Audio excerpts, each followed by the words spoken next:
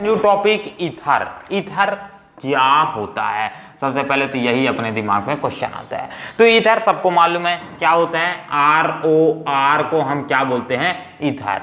यानी किसी भी हाइड्रोकार्बन में या तो हाइड्रोजन को रिमूव कर दिया जाए और उसकी जगह कोई भी OCH3 ग्रुप जोड़ दिया जाए तो उसे हम बोल सकते हैं वो एक ईथर की फॉर्मेशन करेगा। ठीक है, एक तो ये तरीका हो गया। या तो इसे सिंपली हम क्या बोलेंगे, या तो ये ALKOXY एल्कोक्सी ग्रुप जोड़ दो, OR ग्रुप जोड़ दो, ठीक है, OR जोड़ दो, या फिर इसी में aryl ARYL aryl oxy group जोड़ दो, O, ठीक है, OOAR जोड़ दो। AR क्या है, ऐसा क्या है समझ लेना। ये यहाँ R की जगह आप AK लिख दो तो ज्यादा बढ़िया रहेगा, AK जोड़ दो, यहाँ पास से AR जोड़ दो। AR यानी क्या हो जाएगा, एरोमेटिक सब्सटेंस को जोड़ दो। एरोमेटिक्स का बेस्ट एग्जांपल क्या हो जाएगा, बेंजीन, तो बेंजीन जोड़ दो। तो ये क्या फॉर्मेशन करेगा, दोनों ही कंडीशंस में अपने को ओवरऑल ईथर मिलेंगे। एक और कंडीशन है जो मैंने पहले ही बताया, हाइड्रोकार्बन हाइड्रोकार्बन के साथ फॉर्मेशन कर सकते हैं। हाइड्रोकार्बन के साथ हम या तो एल्कोक्सी ग्रुप या तो एरालॉक्सी ग्रुप जोड़ देते हैं हाइड्रोकार्बन में, तो ओवरऑल हमारे को क्या पास मिल जाता है, ईथर। ठीक है, एक तो ये तरीका हो गया। या फिर इसी को हम किस तरह से शो कर सकते हैं, एक एग्जांपल भी देखो, कोई बात नहीं, अपने पास CH3 CH2, यहाँ पास से CH3 हाइड्रोजन है। अब मैंने क्या किया, यहाँ पास से एक हाइड्रोजन को रिमूव कर दिया, यहाँ CH2 और एक हाइड्रोजन को मैंने रिमूव कर दिया, -H, ठीक है। इसकी जगह मैं क्या जोड़ दिया, OAK, ठीक है, OAK, या फिर इसी की जगह क्या बोल सकते हो, OCH3 जोड़ दिया। एक की जगह क्या, कोई भी एल्कीन ग्रुप हो सकता है, एल्कीन ग्रुप कितना भी लंबा हो सकता है, तो या CH3 जोड़ दो, या तो इसी को ओवरऑल क्या लिख दो, R जोड़ दो, तो ये बन जाएगा एक मेरा ईथर। या तो इसी तरह से सिंपल सा बेसिक में पढ़ रहे हैं तो अपना ये भी कर सकते हैं कि दैट इसके जगह हम कोई एरोमेटिक सब्सटेंस जोड़ देते हैं, तो ये बन गया। क्लियर, आप बोलोगे ठीक है, तो क्या एक और मेथड नहीं है हमारे पास, है ना भाई। देखो, या तो आप क्या करो, फिनॉल का AH, फिनॉल है आपके पास, फिनॉल किस तरह से जुड़ता है, फिनॉल आपको इस तरह से दिखता है। आप यहाँ का हाइड्रोजन हटा दो, यहाँ का हाइड्रोजन जोड़ के कोई भी एल्कोक्सी ग्रुप या एरालॉक्सी ग्रुप जोड़ दो, तो भी ये मेरा ईथर फॉर्मेशन हो जाएगा ना भाई। यहाँ पास R जोड़ दो, R कैन बी एल्कोक्सी और एरालॉक्सी ग्रुप जो भी हो सकता है, तो दोनों मेरा ईथर ओवरऑल फॉर्मेशन करके कैसे भी देंगे ही, इनका ड्यूटी है, देंगे ही, कैसे नहीं देगा बे। चलो ठीक है, नेक्स्ट हो गया, क्लियर है यहाँ तक के वीडियोस। नेक्स्ट आगे बढ़ते हैं। या तो हम यहाँ क्या यूज कर सकते हैं, अल्कोहल चाहे तो यूज कर सकते हैं। अब इसका नेक्स्ट जो सबसे इंपॉर्टेंट है, जो एग्जाम में आएगा, ये सारी चीजें नहीं आएंगी, ये आपके बेसिक के लिए था। यहाँ जो मेन चीजें हैं वो जो आएंगी वो है आपका IUPAC नेम।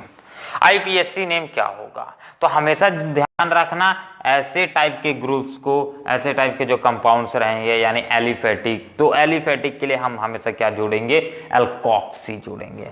ठीक है, जैसे कि यहाँ इसका नाम क्या हो जाएगा, हमेशा क्या लिखेंगे, ALKOXY एल्कोक्सी, इसके बाद ALKANE, ठीक है, एल्केन, ये इसका कॉमन नेम है। एल्कोक्सी की जगह छोटा वाला कंपाउंड जुड़ेगा और एल्केन की जगह पेरेंट चेन जुड़ेगा। ठीक है, मान लेते हैं यही वाला मेरा एग्जांपल है, तो इसमें कौन सा मेरा पेरेंट चेन बनेगा और कौन सा नॉर्मल चेन बनेगा।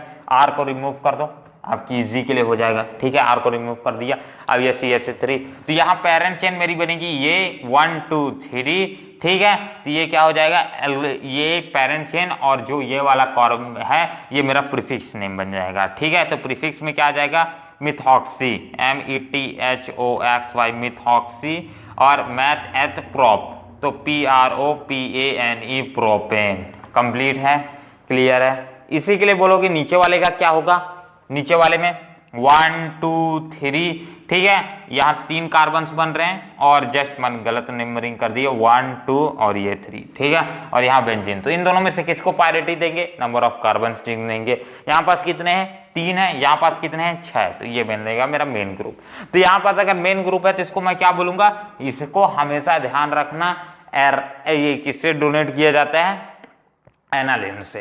ठीक है, किससे डोनेट किया जाता है, एनालाइन से डोनेट किया जाता है। तो मेनली ये डिफरेंट कंडीशंस पे डिफरेंट हो सकता है, जैसे कि अभी वाला कंडीशन है, ठीक है। तो डिफरेंट कंडीशंस पे डिफरेंट से जाएगा। जैसे कि यहां पर बोलेंगे इसको क्या बोला जाएगा, एनिसोल, ANISOLE। अभी मैंने जस्ट गलत नाम बोल दिया था, एनालाइन, सॉरी।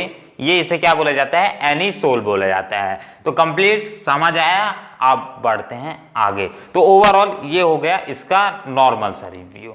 अब इसमें इसकी क्या क्या प्रॉपर्टीज होती हैं। देखो, ईथर की पहली प्रॉपर्टी तो आपको यही मालूम चल जाएगा कि हमने इससे पहले बता दिया था जब अल्कोहल और फिनॉल स्टार्ट कर रहे थे, कि इनकी मेल्टिंग एंड बॉइलिंग पॉइंट कम होती है।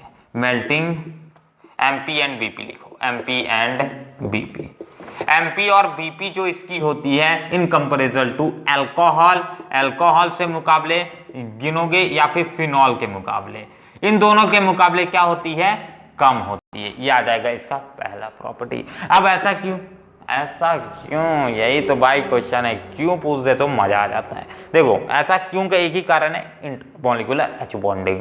यहाँ पर जो हमारे पास अल्कोहल फिनॉल होते हैं उसमें स्ट्रॉन्ग इंटरमॉलिक्यूलर H बॉन्डिंग की फॉर्मेशन होती है, बट ईथर में इंटरमॉलिक्यूलर H बॉन्डिंग की फॉर्मेशन होती नहीं है। तो होती नहीं है तो मतलब ये क्या होंगे, मेल्टिंग एंड बॉइलिंग पॉइंट कम होती है। ठीक है, नेक्स्ट आता है, ये इनर्ट इन नेचर होते हैं, मतलब ये किसी के साथ ज्यादा रिएक्ट नहीं करते हैं, इसीलिए हम इसे बहुत सारी रिएक्शंस पे एज अ सॉल्वेंट की तरह भी इस्तेमाल करते हैं। हाउएवर समहाउ ये वाटर में सॉल्युबल होते हैं, तो इसलिए वाटर में सॉल्युबल इन नेचर भी हम इसे बोल सकते हैं। ठीक है, ये आ जाएगा इसकी कुछ इंपॉर्टेंट प्रॉपर्टीज। हाँ, एक चीज ध्यान रखना, जो हमारे पास अगर ईथर है, ईथर दो कंडीशंस के ईथर है, एक तो एल्कोक्सी वाला ईथर है और एक तो एरोलॉक्सी वाला ईथर है। अगर आप इसका कैलिब्रेट करते हो, कैलिब्रेट मतलब होता है इसको डिवाइड करना, ठीक है ना, ब्रेक डाउन करना। अगर आप इसका एल्कोक्सी का ब्रेक डाउन करते हो तो आपको हमेशा क्या मिलेगा, एल्कोहल मिलेगा, एल्कोहलिक हो, ALCOHOL, एल्कोहल मिलेगा। अगर आप इसका एरोलॉक्सी का कैलिब्रेट करते हो, मतलब ब्रेक डाउन करते हो, जस्ट हम भी करेंगे, ठीक है।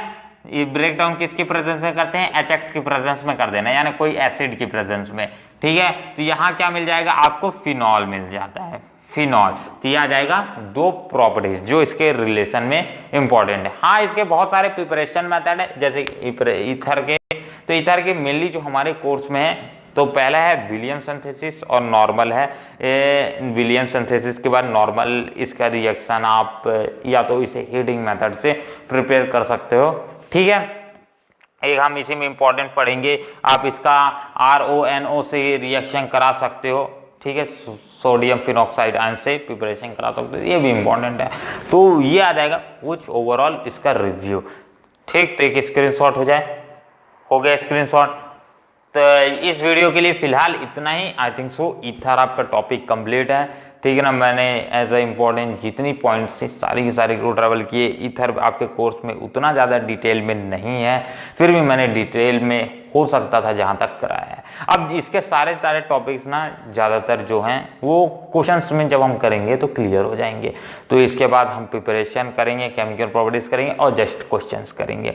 तो हमारे साथ बने रहने के लिए हमारे JP वर्ल्ड क्लासेस को जरूर सब्सक्राइब कीजिए और मिलते हैं अगले वीडियो पे। तब तक अपना ध्यान रखिए। जय हिंद, जय भारत।